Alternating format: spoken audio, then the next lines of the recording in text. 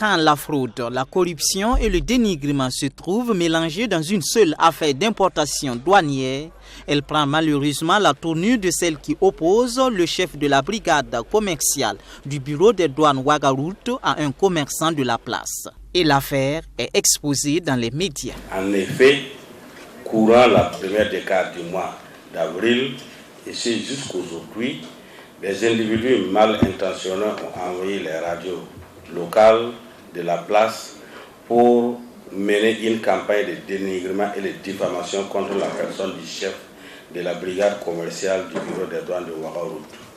En effet, épinglé pour une importation irrégulière de sucre en poudre, l'importateur en question tentera de corrompre le chef de la brigade commerciale du bureau des douanes Ouagaroute. Sur les documents étaient clairement inscrits 1015 colis de marchandises diverses pour chacun des 4 véhicules, alors que les chargements étaient conçus des sacs de sucre en poudre uniquement. Après l'examen des documents, le chef de la brigade commerciale a constaté que le sieur Nikema Salif s'est éclipsé.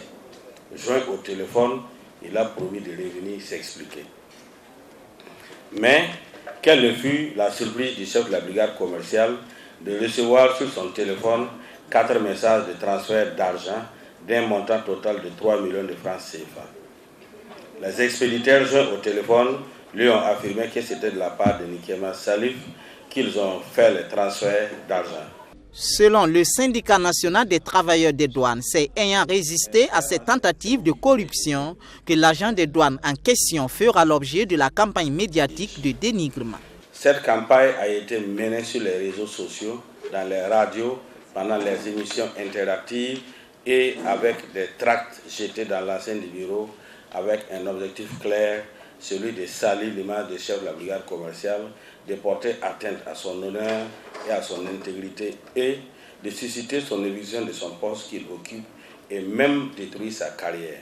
Selon le syndicat national des travailleurs des douanes Sinatrad, si le commerçant en question est parvenu à ce stade des faits, c'est parce qu'il bénéficiait d'une confiance des autorités douanières.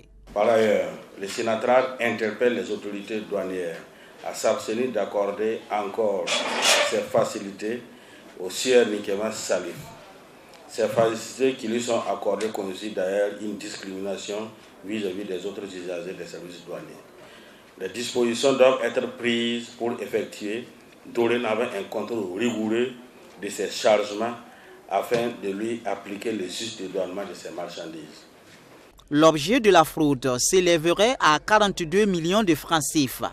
Selon les dispositions du règlement douanier, la marchandise saisie ainsi que les véhicules de transport devront être vendus et les fonds rétrocédés à l'État. Quant à l'importateur, il risque 3 mois de prison ferme et une amende pouvant s'élever à 100 millions de francs CFA. Selon le Sinatrad, la justice aurait été saisie à cet effet.